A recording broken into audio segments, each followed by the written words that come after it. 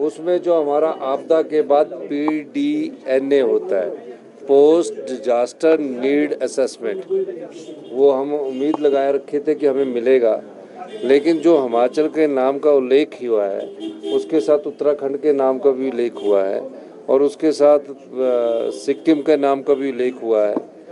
उनको तो assistant word लिखा है और हमको लिखा है मल्टी लेवल इंफ्रास्ट्रक्चर प्रोग्राम के लिए। तो वो अंडरस्टैंड करना पड़ेगा।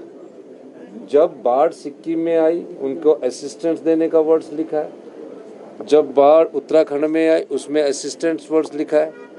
सेम ही अगर लिखा होता तो पता लगता कि क्या है। उस पर अभी हम स्टडी कर रहे हैं कि क्या शब्द है, पर हम चाहते हैं जो आपदा में हमारा जो बजट है, जो हमने 9,000 करोड़ रुपए का भेजा, वो हमें मिले, वो इसके अलावा मिले। इसके मायने क्या मतलब निकाल रहे हैं? ये अभी इसका डिटेल आया नहीं, मैंने पढ़ा ही है, पर उसमें 2 वर्ड्स में तो डिफरेंस आ गया कि कोई इंफ्रास्ट्रक्चर में कोई PMGSY के तहत रोड आएगा उसको वो दे देंगे, कोई प्रधानमंत्री आवास के तहत रोड आएगा उसको दे देंगे, लेकिन असिस्टेंट्स होती तो उससे हमको डायरेक्ट पैसा उन चीज़ों से लड़ने के लिए आता। क्या मतलब भेदभाव? ये भेदभाव ही है। जो क्या मतलब संख्या मजबूत की आंध्र और बिहार को लेकर? आंध्र और बिहार में उन्होंने जो सरकार के साथ उनका समझौता चलाने के लिए उस आधार पर उन्होंने पैसा दिया होगा। MIS रेल विस्तार को लेकर ड्यूटी भी नहीं बढ़ाई, उस पर क्या?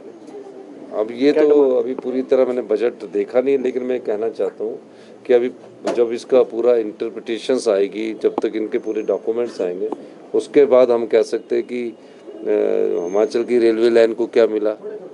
कई लोगों के सपने थे जिनको सोचते थे कि बिलासपुर से रेलवे लाइन जाएगी, उसमें क्या मिला, हमीरपुर से उन्ना रेलवे लाइन के लिए क्या मिला, ये सब चीज़ों को हम देखेंगे। सर, आपदा को लेकर आपने बात की मंत्री से, उस टाइम क्या आपको? नहीं, आपदा के लिए मैंने बात की थी और उन्होंने एश्योरेंस दी थी। अब उस मामले में पढ़ना पड़ेगा क्योंकि अभी बजट में उल्लेख हुआ है।